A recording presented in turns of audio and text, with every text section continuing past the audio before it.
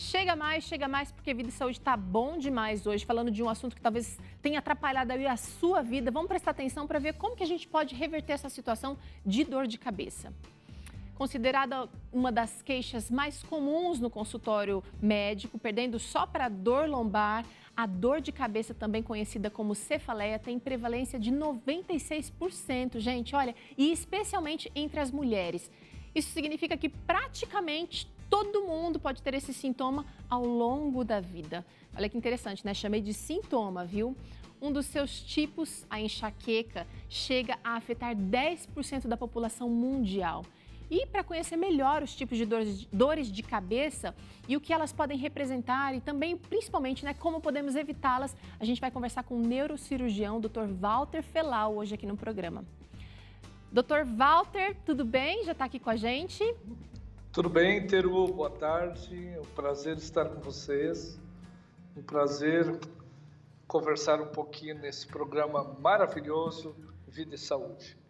Doutor, dor de cabeça realmente pode atrapalhar a vida de muita gente. E na verdade a gente sofre muito, né, com qualquer tipo de dor no nosso corpo. Às vezes uma unha encravada, uma pelinha aqui no dedão já vai causar transtorno. Agora, algumas dores são realmente insuportáveis, muito chatas. A nossa equipe foi para as redes sociais para perguntar para as pessoas como é que elas lidam com as dores de cabeça, como é que elas têm atrapalhado a vida delas. Vamos conferir agora. Já parou para pensar que é da cabeça que vem os comandos para o corpo? Tá tudo ali. É na cabeça que armazenamos lembranças e sentimentos. Quando algo não vai bem, ela emite alguns alertas. Um deles é a dor. Mas existem várias causas para esse problema. Fomos à página do Vida e Saúde no Instagram para saber se os nossos internautas têm passado por isso. A Claudiana disse que raramente sofre com dores de cabeça. Segundo ela, isso acontece uma vez ao ano, mais ou menos, e só se ela não for disciplinada com a alimentação. Por isso é tão importante ficar de olho nos alimentos que ingerimos, né, Claudiana? A Rosimeire sofre mais com dores de cabeça no período que antecede a menstruação. Esses dias são difíceis mesmo, Rosimeire, mas com certeza você vai conseguir dicas valiosas no programa de hoje. A Sandra contou pra gente que já sofreu muito com as temíveis dores de cabeça, mas depois que precisou retirar o útero, não passa mais pelos problemas da TPM, que incluem episódios de dores de cabeça. De qualquer forma, a Sandra mudou a alimentação, porque sente dores de cabeça ao consumir alguns alimentos como o leite. Realmente, evitar alguns alimentos acaba sendo necessário em certos casos, Sandra. A Isabel revelou que as dores de cabeça sempre vêm quando a sinusite ataca. Aí dói mesmo, mas não pode deixar de procurar ajuda médica, viu, Isabel? No caso da Alessandra, o problema é mais recorrente, cerca de 2 vezes por semana. Segundo ela, as crises duram de 2 a 3 dias sem interrupções. Ela disse que toma remédio, mas a dor só alivia um pouco e depois volta mais forte. Poxa, Lê, espero que a gente consiga te dar dicas úteis para aliviar a sua dor, viu? Mas não esqueça de procurar um médico.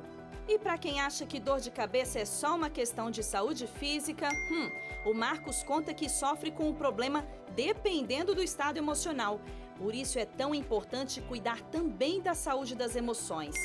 Já a Jussara observou que as dores de cabeça normalmente aparecem quando ela demora a comer ou beber água. Tem que se alimentar direitinho e estar sempre com a hidratação em dia. A água é um santo remédio. Bom, talvez você tenha dores de cabeça, mas não se encaixe em nenhuma dessas situações. Mas com certeza vai ter muitas dicas hoje para aproveitar melhor a vida livre desse problema. Com certeza. Doutor Walter, eu queria saber o seguinte, o que é que pode provocar dor de cabeça? A gente viu aí várias pessoas comentando relacionado com TPM, relacionado com o que come, relacionados, de repente, a tipos de trabalho. O que mais? O que pode causar, de fato, dores de cabeça? Teru, primeiramente, boa tarde ao colega, aos amigos que estão escutando. Dores de cabeça é bom que ela existe. Por que eu estou falando isso? Porque dor de cabeça é um alerta, é uma luz amarela piscando, mostrando que alguma coisa está errada. Primeiro, a gente pode classificar em grandes grupos. Por exemplo, existem as dores de cabeça causadas por fatores externos. Por exemplo, você bate a cabeça. Você está andando de moto e você bate a cabeça, você vai ter um trauma. Pode ter uma hemorragia, pode ter um afundamento, pode ter o osso quebrado entrando para dentro da cabeça. Pode não ser fatores externos, pode ser tumores cerebrais, pode ser rupturas de aneurisma, ou seja, tem vários fatores de doenças que causam dor de cabeça. Mas geralmente isso são dores de cabeça identificadas por um fator, ou é um tumor, ou é um aneurisma que sangrou, ou é um trauma, alguém que bateu a cabeça. Tirando essas causas externas, existem muitas dores de cabeça do dia a dia. E essas vão depender muito do fator emocional, vai depender do nosso fator, principalmente as mulheres. Infelizmente, a gente tem uma porcentagem que as migrânias, as enxaquecas, elas são mais de 20 vezes mais em mulheres do que em homens. Tá? Então, são os fatores hormonais, são os fatores relacionados à temperatura, ou seja, existem muitos fatores hoje que interferem na dor de cabeça. E tem fatores que, inclusive, pioram a dor de cabeça, né, doutora? Então, a gente vai falar daqui a pouquinho. Agora, a gente preparou aqui umas ilustrações, porque existem tipos de dor de cabeça. Tem dor de cabeça que dói mais aqui no centro, tem uma que pega mais aqui no olho, tem dor de cabeça que vem mais da nuca e sobe para o crânio. Vamos mostrar os tipos, doutor? Porque eu queria que o senhor comentasse. Olha aí, o primeiro tipo é enxaqueca. Olha, essa enxaqueca, primeiramente, para o público que está escutando, eu quero deixar uma boa notícia. Enxaqueca não é uma doença. Enxaqueca é uma alteração e é um fator fisiológico. Por que fisiológico? Porque depende dos fatores externos. Em simples palavras, eu posso explicar que lá no final do segundo grau, do primeiro grau, o fundamental, nós aprendemos as leis da física. O calor dilata substâncias e o frio contrai. Certo. Concorda comigo? As nossas artérias, elas são musculares, elas se dilatam e elas se contraem. Fatores que fazem com que as nossas artérias se dilatam fazem com que a artéria fique mais fina, é igual um balão. Quanto mais eu vou inflando o balão, mais fino vai ficando a parede. Então, essas artérias que estão dilatadas, principalmente na região temporal, retroocular, elas ficam mais friáveis. E o coração, que é uma bomba que está batendo, está pulsando, lá na região temporal, retroocular, a gente tem a sensação de o coração estar pulsando dentro da cabeça. Verdade. Ou seja, essas são as enxaquecas, as migrânias. Por quê? E elas são causadas por fatores externos. Então, precisa descobrir, né? Junto com o especialista, precisa descobrir. Agora, ela não vem sozinha, porque como a gente mostrou aqui na imagem, náusea, alterações visuais, tem gente que enxerga bolinhas, tem gente que fica super sensível à luz, e uma dor talvez insuportável para muitas pessoas, né? Tem gente que vai para o pronto-socorro. Muita. A crise de enxaqueca, ela pode vir com aura ou sem aura. A gente chama de aura quando vê bolinhas coloridas ou manchas escuras na visão periférica, tá? A gente chama de aura. Pode ou não acompanhar de náuseas, vômitos, tá? E quando essas crises vêm muito forte, geralmente o tratamento via oral tem pouca resolução. Tá. A gente precisa fazer uma medicação endovenosa. Tá. Agora você quer saber sobre o que causa, ou a gente fala depois sobre as causas da enxaqueca? Fala das causas da enxaqueca, doutor, já, porque eu acho que essa é talvez uma das principais queixas da dor de cabeça. É a principal queixa. Todos os fatores com que vão fazer as suas artérias dilatarem, você vai ter. Por exemplo, período pré ou pós-menstrual, as mulheres têm uma alteração hormonal. Isso faz com que ela retém líquido. Se retém líquido, aumenta o volume de sangue circulatório, logo a artéria vai dilatar. O calor dilata, barulho dilata. Algumas pessoas têm hipersensibilidade a cheiros, cheiros fortes, por exemplo, alguns perfumes muito cítricos ou cheiro de fumaça, cheiro de, sabe, esse monóxido de carbono, de queimado, esse monóxido de carbono que é exalado, não posso falar, que é expelido pelos caminhões, tá? Também piora muito. Outros fatores, os fatores nutricionais. Estamos falando de chocolate, estamos falando dos derivados do leite, queijo, amendoim, por exemplo, todos os alimentos embutidos, que tem muitos condimentos, cafés, ou seja, vários fatores que vão fazer com que a artéria se dilate. Legal. Ao dilatar a artéria, você vai ter todo sintoma. Então, logo do começo eu disse, não fique preocupado que isso não é uma doença. Por que não é uma doença? Porque é uma situação fisiológica. É um sintoma, né?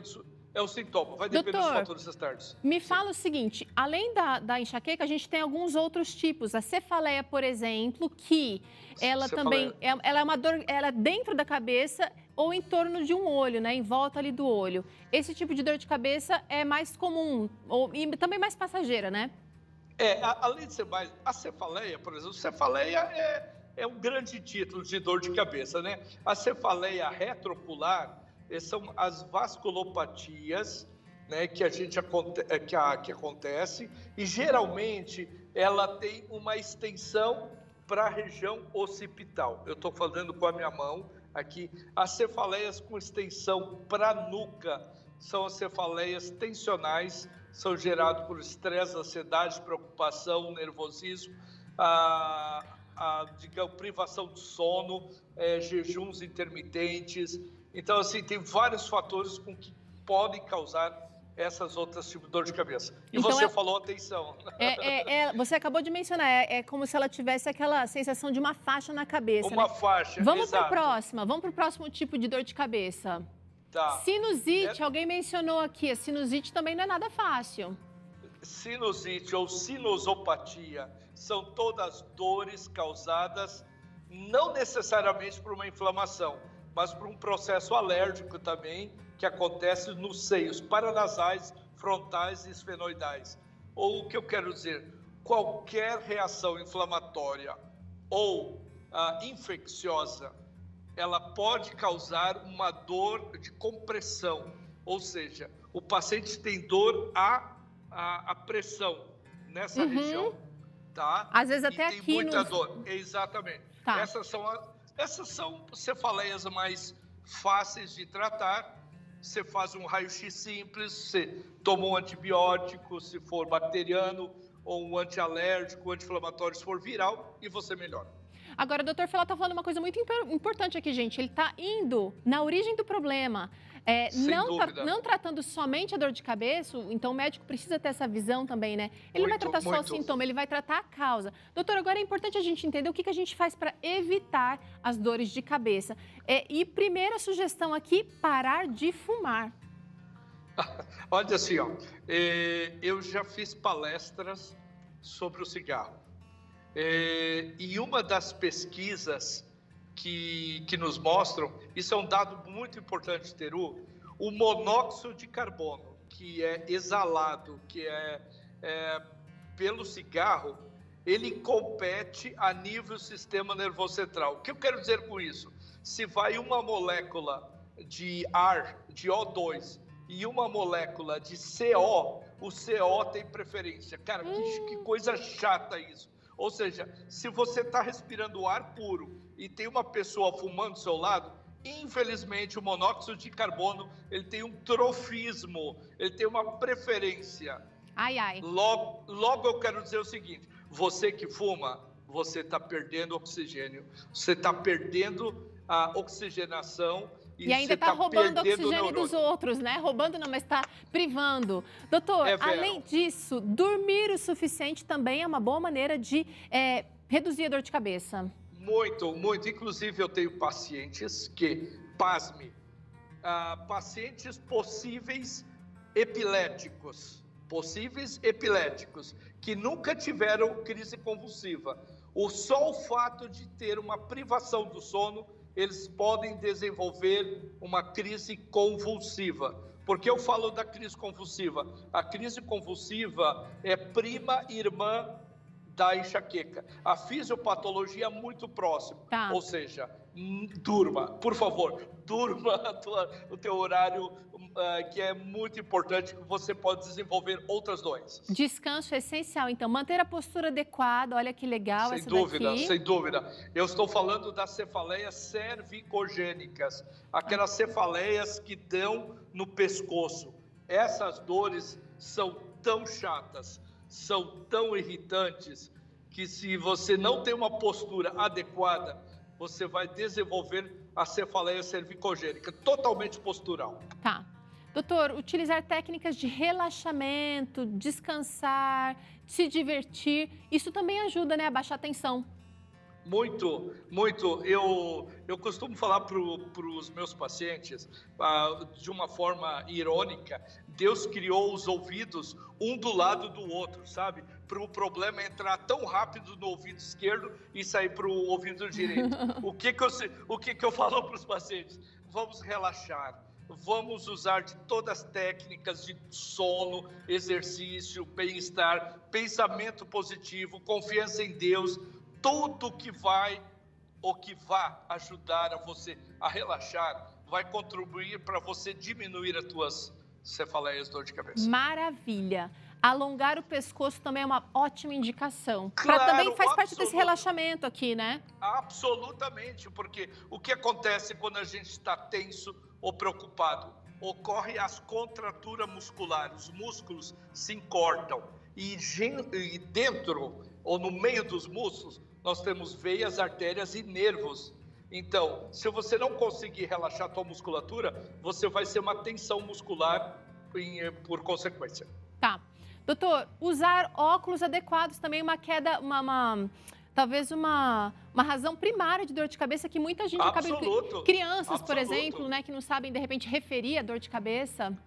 Olha, isso é uma coisa tão importante. Se você não consegue focar, se você não consegue enxergar bem alguma coisa, a tua musculatura da visão vai estar o tempo todo tentando acomodar. Certo. Isso causa uma tensão e causa muita dor. Tá, doutor, como última dica aqui de hábitos, né, que a gente pode reduzir a dor de cabeça, evitar o estresse. E várias dessas dicas que você indicou aqui realmente contribuem para que a gente evite o estresse, para a dor de cabeça dar uma trégua, né, doutor? Claro. Bem-estar, alegria, pensamento positivo, tentar relevar os problemas faz muita diferença. Como eu disse, a título de piada, Deus fez o ouvido um do lado do outro. Tenta não absorver os problemas, não somatizar os problemas. Tá. Libere tudo isso. Cara, isso vai fazer uma diferença marcante para a vida de uma pessoa que tem dor de cabeça. Agora, doutor Walter, o senhor falou aqui no começo do programa sobre alimentação e eu queria já esticar para estilo de vida. Então, chocolate, derivados de leite podem atrapalhar, mas uma alimentação saudável, rica em frutas, em verduras, por outro lado, pode contribuir para que o nosso organismo funcione melhor, né? Totalmente. Eu vou usar uma frase que eu aprendi de uma pessoa em relação à alimentação.